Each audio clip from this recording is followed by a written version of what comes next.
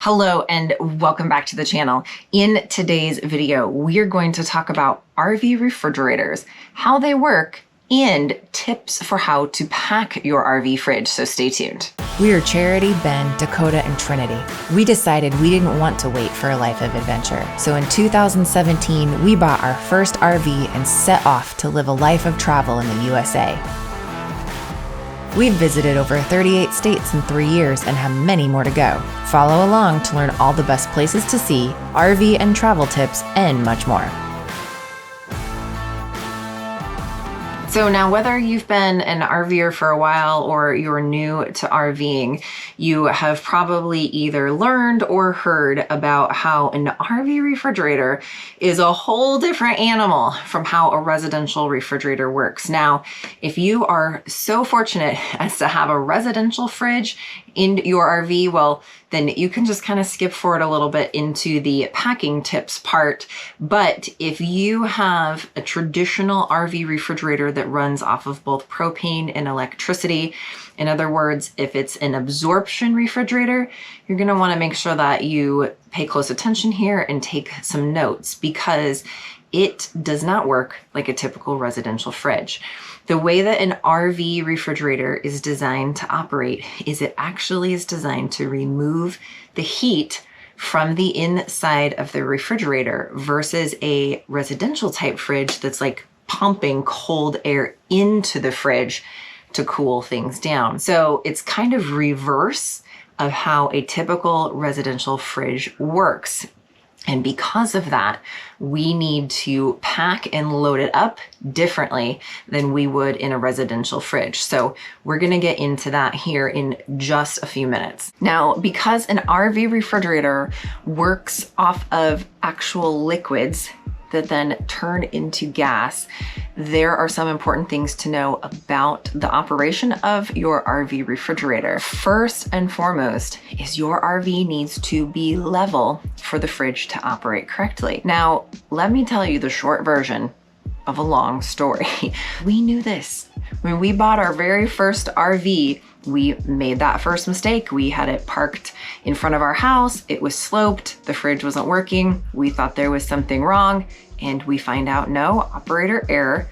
It wasn't level, and so that liquid ammonia couldn't circulate because it needed the gravity to be able to operate properly. Fast forward, RV life, 3 years in, we were mooch docking in a friend's driveway that was anything but level, and didn't think about the fact that that is not good for the fridge. At 2 a.m., the fridge starts alarming, letting us know it's not cooling, and I foolishly hit the reset button and went back to bed. And that started a whole chain of events of the fridge going into lockout mode, and a whole nother long story for another video. But let's just say, remember, your RV needs to be level to have that fridge work correctly if you're going to be parked in one place for more than, say, a couple of hours. Now, on travel days, that's great because there's all sorts of movement and things are moving and shaking, and so you don't have to worry about that unlevelness when you're traveling because it's constantly shifting. So during travel days, you're just fine. Another thing to remember is that these RV refrigerators that run off of both propane and electricity still need a little bit of electricity to run even in propane mode, because it needs that electricity to ignite the flame for the propane. So even if you're planning on boondocking for an extended period of time or something like that where you won't have access to shore power, you are still going to need to make sure that you have enough power in your batteries to turn on the igniter to ignite the flame for the fridge. So now that we've talked a little bit about how it works, I'm going to give you 7 tips on how to load up your RV fridge, and make sure you stay till the end because I have a bonus tip for you on how to make sure that you are not having anything damaged in your fridge on those travel days. So let's dig into those tips. Tip number 1, you will want to make sure to turn on your RV fridge the day before that you're wanting to load it up. So this needs a good like 8 to 12 hours to be able to fully cool down to operating temp before that you start loading food in it. And then a good way to check the temperature, and this is regardless of the night before or while you're already on your trip, is with one of these handy laser temperature pointers.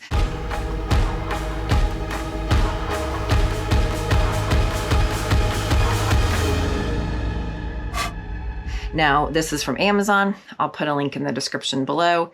This has come in so handy for RV life for so many things, whether we've wanted to check the fridge temp or check the temperature of the air coming out of the AC vents or anything that you just might need that for. This works great. So you can just point this inside the fridge, and I see that right now we're at about 40-ish degrees.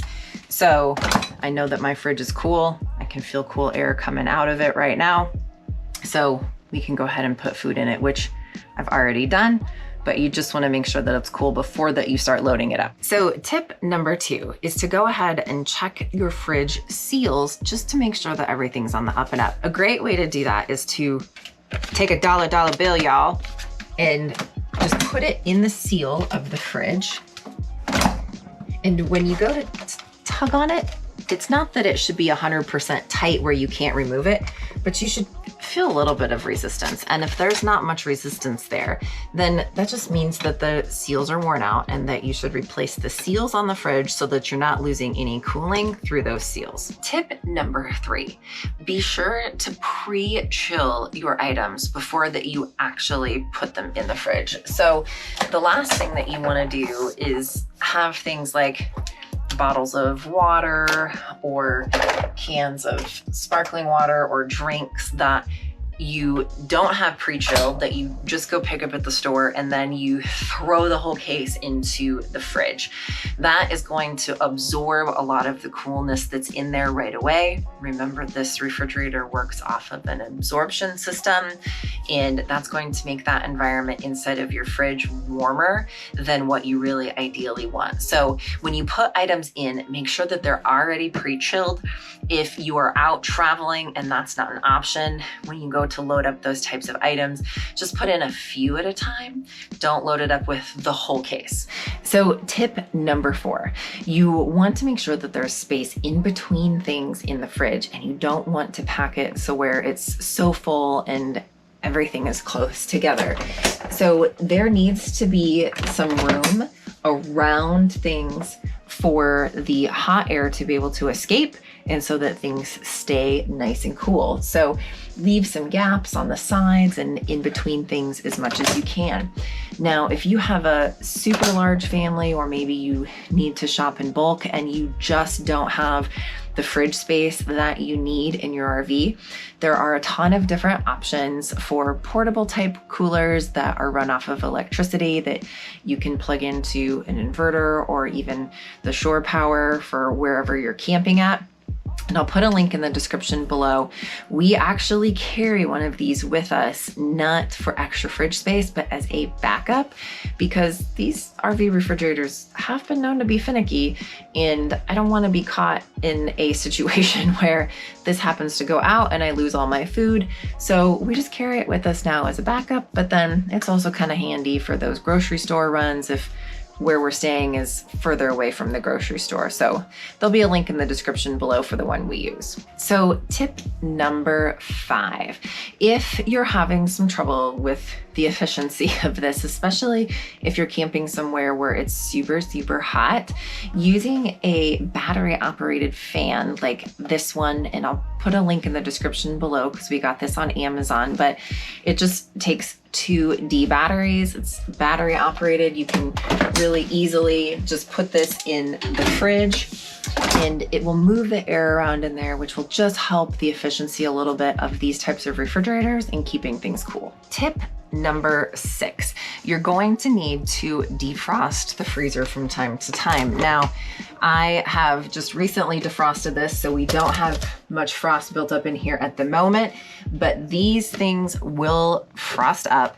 and you're going to have to defrost them from time to time. Not so much from a performance standpoint, but just from a space standpoint. You're just going to lose space if you're trying to shove things in an area that's all frosted up. So you're just gonna have to defrost it from time to time. It's the nature of the beast. And you'll have to let me know in the comments below. I have never, ever been able to get my RV freezer to keep ice cream. So that is probably my biggest complaint about RV life, is not having ice cream in my own freezer. So you'll have to let me know in the comments below if you've ever had any luck with actually getting ice cream to freeze in an RV freezer. So in addition to bins in the fridge, you can find these kind of spring-loaded rods on Amazon, and I'll put a link in the description below. I've also seen these at some RV-specific stores like Camping World or Lazy Days, but this, hold please.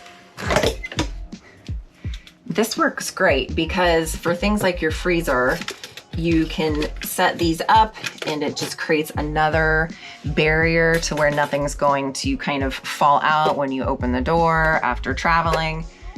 On all of our travel days, I always think about that thing that flight attendants say when you open the overhead bins about contents can shift during flight.